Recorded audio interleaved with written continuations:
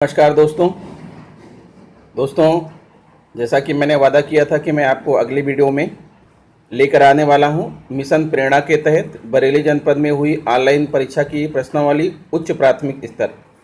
पिछली वीडियो में मित्रों मैंने प्राथमिक स्तर डाला था और इस वीडियो में मैं आपके लिए ले आ रहा हूं उच्च प्राथमिक स्तर। आइए देखते हैं कि बरेली जनपद में उच्च प्राथमिक स्तर पर क्या प्रश्न पूछे गए थे और उसके क्या आंसर होंगे।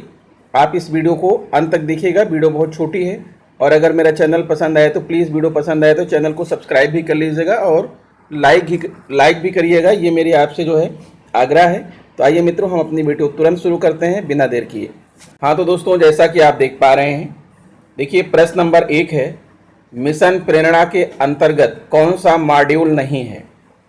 कायाकल्प, गुणवत्ता, निरीक्षण, ई पाठशाला।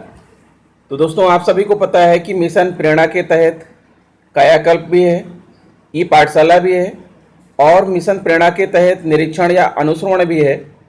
तो मुझे समझ में आता है कि इस प्रश्न का जो सही जवाब है वो गुणवत्ता होना चाहिए, क्योंकि मिशन प्रेरणा के अंतर्गत जो है गुणवत्ता नाम का कोई मॉड्यूल ऐसा समझ में नहीं आ रहा है। तो मेरे हिसाब से यही आंसर हो सकता है। आगे बढ़ते हैं क्वेश्चन नंबर 2 की तरफ। और देखिए ये क्वेश्चन नंबर 2 है, शिक्षण संग्रह में कुल कितनी तकनीकियाँ बताई गई हैं? 5, 3, 15 या 18? तो शिक्षण संग्रह मॉड्यूल में कुल 18 शिक्षण तकनीकियाँ बताई गई हैं। यही इसका राइट आंसर है, ऑप्शन नंबर 4। फिर क्वेश्चन नंबर 3 आपके सामने है, आधारशिला मॉड्यूल में कितने भाग हैं? 2, 3, 4 या 8? तो दोस्तों मैं आपको बताना चाहूँगा कि इस प्रश्न में जो विकल्प दिए गए हैं वो मुझे सही नहीं लग रहे हैं, क्योंकि आप सभी जानते हैं कि आधारशिला मॉड्यूल में 6 भाग हैं, शिक्षण संग्रह मॉड्यूल में 6 भाग हैं और ध्यानाकर्षण में 4 भाग हैं। तो इसमें 6 तो कहीं है ही नहीं है, इसलिए मैं इस प्रश्न का जवाब नहीं बताऊँगा, ठीक है, क्योंकि मुझे यह प्रश्न का विकल्प सही नहीं लग रहा है। आगे बढ़ते हैं, लर्निंग गैप कैसे निकालते हैं? लर्निंग गैप निकालने का फार्मूला आपको अच्छे से पता है, आपको ट्रेनिंग में भी बताया गया है, ठीक है।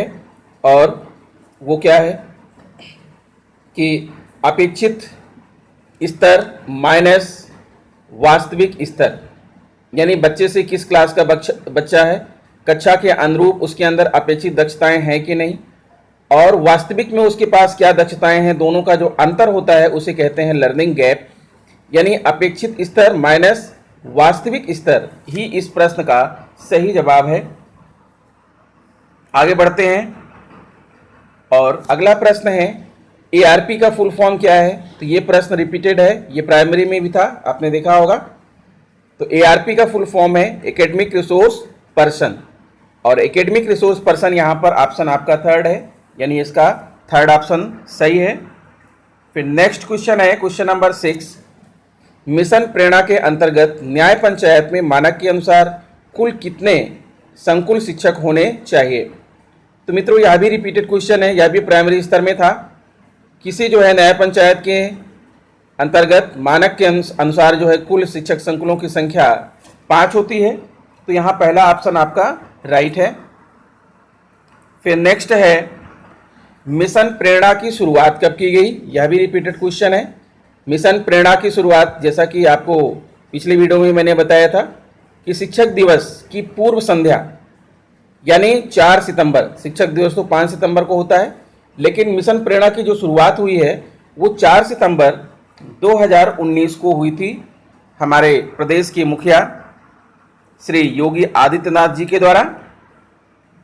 फिर अगला प्रश्न है आपकी स्क्रीन पर, शिक्षक के सहयोगी के रूप में मिशन प्रेरणा के अंतर्गत कौन सा मॉड्यूल विकसित किया गया है?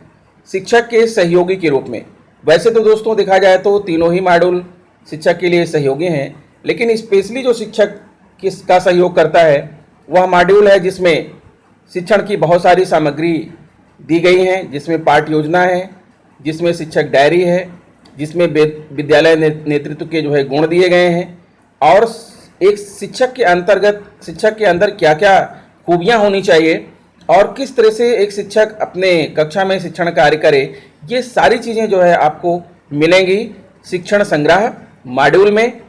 तो इस लिहाज से इस प्रश्न का ऑप्शन दूसरा सही है, शिक्षण संग्रह। फिर आते हैं अगले प्रश्न की तरफ। प्रेरक प्रदेश का लक्ष्य कब तक है?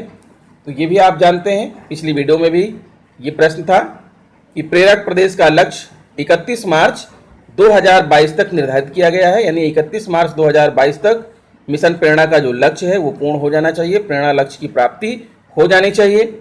तो इस प्रश्न का राइट ऑप्शन है ऑप्शन नंबर 4, 31 मार्च 2022। फिर अगला प्रश्न है और लास्ट क्वेश्चन है इस जो है वीडियो का कि वर्तमान में ई पाठशाला का कौन सा फेज संचालित है? तो दोस्तों आपको मालूम है कि वर्तमान में ई पाठशाला का फेज यानी 21 सितंबर 2020 से 21 सितंबर 2020 से ई पाठशाला का फेज 2 प्रारंभ है और फेज 2 की शिक्षण सामग्रियां समय सारणियां भी आपके पास प्रेषित की जा चुकी हैं। तो इस प्रश्न का जो राइट आंसर है वो ऑप्शन नंबर 2 यानी कि दूसरा यानी फेज 2 प्रारंभ है। इसके बाद सबमिट का ऑप्शन है, तो दोस्तों मुझे सबमिट तो करना नहीं है, इसलिए यहीं पर इस वीडियो को समाप्त करते हैं और आपसे आशा करते हैं कि आप भविष्य में ऐसे ही हमारी वीडियोस को देखते रहेंगे, हमारा उत्साहवर्धन करते रहेंगे। तो मित्रों नमस्कार, मिलते हैं आपसे नेक्स्ट वीडियो में।